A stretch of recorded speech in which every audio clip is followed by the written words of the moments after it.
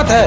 एजेंटों के बारे में समाज को यही संदेश है कि इनके झांसे में आना तो भाई मानसिक तौर पे परेशान है, वो सपना इस भाई ने सेध गया भाई।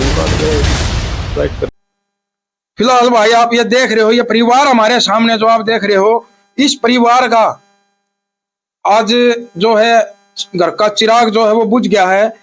बड़ा दुखी परिवार हो रहा है, दुखों का पहाड़ जो है इस परिवार पर टूट गया है। पूरी घटना क्या है वो हम परिवार से बात करेंगे।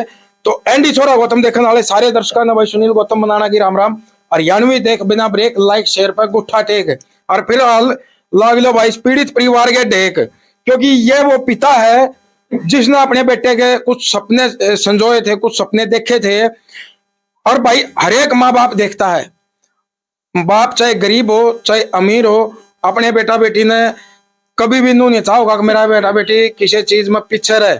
हमेशा माँ बाप का यही फर्ज रहता है, यही सोच रहती है भाई हमारा बेटा बेटी जो पढ़ लिख कर एक ऊंचा मुकाम हासिल करे, अपने पैरों पर खड़ा हो जाए। तो वही सपना इस भाई ने देखा था भाई, और वो सपना इस भाई ने सेध गया भाई।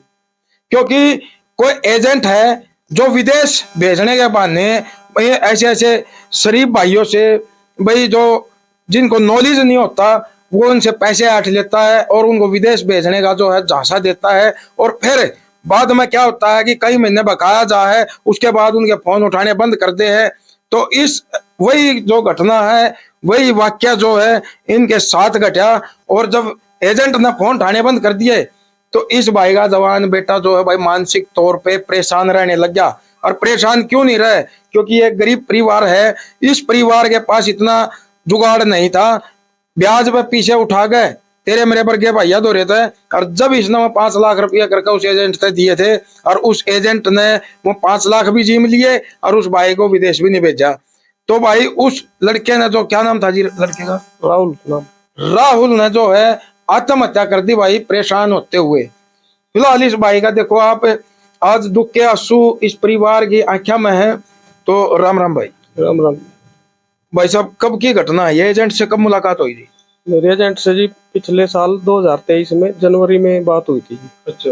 ये बोला जी 17 लाख रुपए में मैं आपके लड़के को ऑस्ट्रेलिया भेज दूंगा और इसका वहाँ पे वर्क परमिट में चेंज करा दूंगा इसको। तो मैं भी इसके उसमें आ गया जी बातों में। तो मैं कोई बात नहीं, बोला 1 रुपया नहीं लूंगा आपसे, पहले जब आपका लड़का पहुंच जाएगा उसके बाद सारी पेमेंट ले लूंगा मैं। अच्छा। तो उसके बाद कुछ दिन बाद मैं डॉक्यूमेंट देने गया तो ये बोला थोड़ा जल्दी काम हो जाएगा, आप 50,000 ट्रांसफर करा दो मेरे अकाउंट में। तो हमने 50,000 रुपये डलवा दिया इसको जी। फिर कुछ दिन बाद फिर इसने बोला जी 10,800 फीस कटेगी, वो 10,800 रुपये ट्रांसफर करा लिए, किसी और के अकाउंट में कराया जी। कोई एजेंट था जलंधर का, पता नहीं कहाँ से बोलता था ये। तो भाई आड़े समझ जा करो, जब अगला अपना अकाउंट ना देगा दूसरे के अकाउंट में पैसे ट्रांसफर कराओ तो समझ लो जोल है, मामला गड़बड़ है। तो आगे क्या हुआ भाई साहब?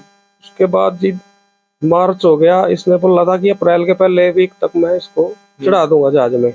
तो उसके बाद अप्रैल चला गया जी, मई में आके ये बोला जी कि ये तो रिफ्यूजल हो गया, रिफ्यूज आ गया वीजा। तो मैंने कहा जी वो रिफ्यूज लेटर दे दो मेरे को। बोला वो कोई बात नहीं, दे दूंगा मैं, इसको न्यूजीलैंड का करवा देता हूँ, 15 दिन में न्यूजीलैंड पहुंच जाएगा आपका लड़का वर्क परमिट पे। तो मैं फिर से इसकी बात तो मैं आया जी, मैं कोई बात नहीं 15 दिन और सही है।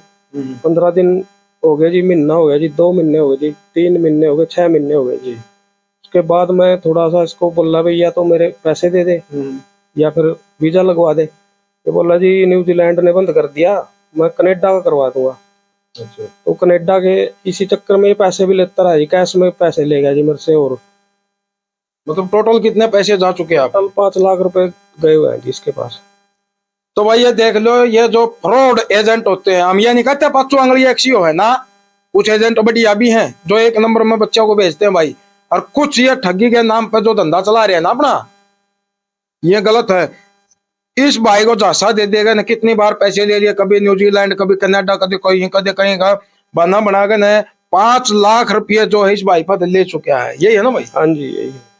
तो फिर कितने दिन बाद मतलब लड़के को जो है मानसिक तौर पे परेशानी हुई?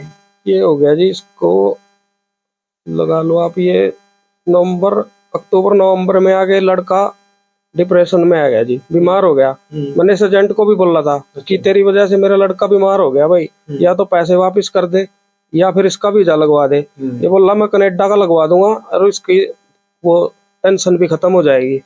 इसको मैंने बताया था कि मैं बटला से दवाई ले रहा हूँ मैं, और ये लड़का बीमार हो चुका मेरा तेरी वजह से। मतलब दवाई किस चीज की दवा रहे थे?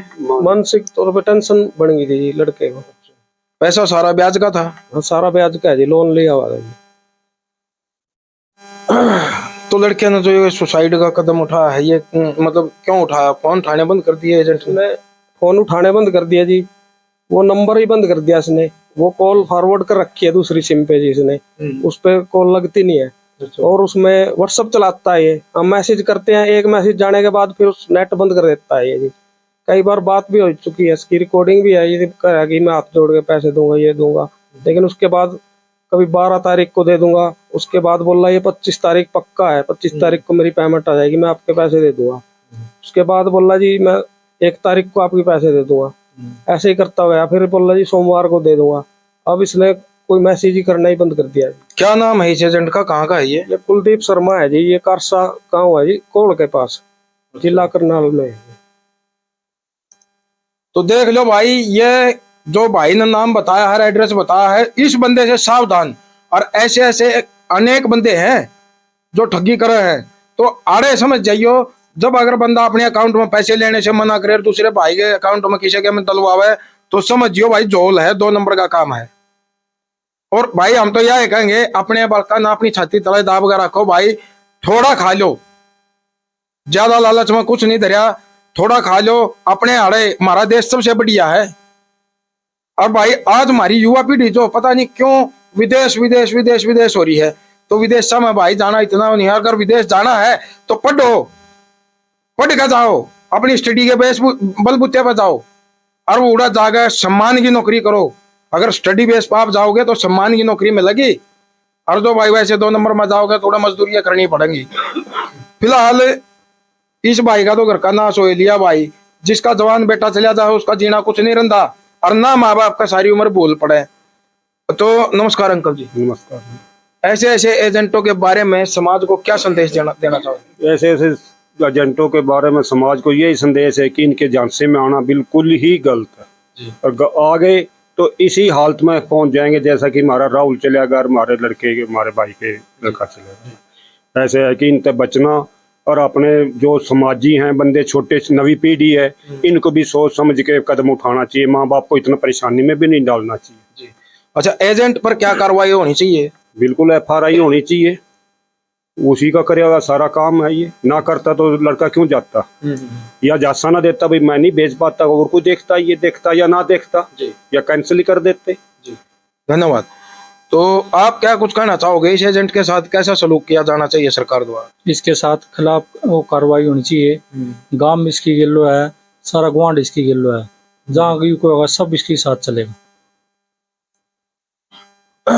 तो भाई हम भी प्रशासन से अपील करेंगे, इस मामले में दूध का दूध और पानी का पानी होना चाहिए भाई। और आड़े कोई शक की गुंजाइश नहीं है। अगर भाई दूसरा पक्ष भी हम सुनेंगे उसका जागे नहीं, उसका कुछ नहीं सुनना भाई। ये ठग हैं, नाश कर दिया इन्हें, इस बेचारे परिवार का। एक जवान जकत जो है इसका मार दिया उन्होंने। 5 लाख रुपया इस बेचारे ने लोन लेकर, लोन, और जब उसने दिए और धीरे धीरे 5 लाख रुपया उसमें पहुंच गए, और ना उसने कुछ राह काट दिया। और यहां तक बड़े शर्म की बात है, उस एजेंट ने बेरा लाग लिया, उसका किसी और द्वारा फोन आया, बोला राहुल ने क्या कर लिया, अब सुसाइड कर लिया। उसके बाद उसने आज तक इस परिवार के पास फोन तक नहीं कर लिया, और ना यहाँ पहुंचा। यही है ना भाई साहब? यही है जी। मेरे भांजे के पास फोन कराया, बोला इस बार क्या बात होगी, वहाँ क्या घटना होगी। उसने कहा कि राहुल ने सुसाइड कर लिया जी, उसने फांसी लगा लिया है। तो लड़के ने सुसाइड यहाँ घर पे किया या खेत? हम पानीपत काम करते हैं जी, एक तबियार कॉलोनी में। अच्छा। वहीं ऑफिस में ही उसने रस्से बांध के वहीं सुसाइड कर लिया जी। भाई देखो, हम तो ये दुआ करते हैं भाई राहुल की आत्मा को परमात्मा शांति दे, और भाई ऐसी घटना किसी और परिवार के साथ ना हो, तो सचेत हो जाओ भाई। और जैसा कि अंकल जी ने बताया है भाई, बड़ी सख्त कार्रवाई होनी चाहिए, और ऐसे एजेंटों के झांसे में नहीं आना चाहिए। युवा बच्चे हैं, अपना याड़े कर खा लो, अपना 5-10 लाख 20 लाख रुपया तुम लाकर विदेश जाओ, 20 लाख में बिजनेस चल जाएगा, बढ़िया बढ़िया बढ़िया शोरूम खुल जाएगा, वह इनकम आड़े कमा सको भाई तुम। कुछ नहीं धरा विदेश में। अरे माँ बाप की शक्ल देखने तुम तरसोगे, तो माँ बाप थारी शक्ल देखने तरसेंगे। हारी रहे बीमारी रहे कौन तुमने उड़ा संगवाओगा भाई, उड़ा कोई किसी का नहीं है। कितने मामले आप हमारे चैनल आप देखने लग रहे हो। इब एक 3-4 दिन की ये बात है भाई, 23 जनवरी को जो है कैथल का लड़का एक वहां गया था विदेश में, वहां जाकर उसकी जो है हरी बीमारी के कारण डेथ हो जाती है। अब उसके माँ बाप जो है वो भी परेशान हो रहे हैं, वो डेड बॉडी लाने के भी पैसे नहीं है, उसमें भी लाखों रुपये का खर्चा है भाई। तो भाई ऐसा मत किया करो, जब आपके माँ बाप का भी ब्योत नहीं है तो उनको मजबूर भी मत किया करो। अगर हमने फरमाइश करो अपने माँ बाप से, लेकिन ऐसी करो जो वो बेचारे पूरी कर सके। फिलहाल हम फिर दोबारा यही कहोगे भाई, इस एजेंट के खिलाफ सख्त से सख्त कार्रवाई होनी चाहिए। ये एजेंट जो है सलाखों के पीछे जाना चाहिए। इन दुखद तस्वीरों के साथ हम आपसे विदा लेंगे। इस वीडियो ने लाइक कर दियो जरूर, शेयर का तार दियो फतूर, ताकि वीडियो पहुंच जा दूर दूर और कोई भाई एजेंट आगे जाशिम ना आवे। धन्यवाद।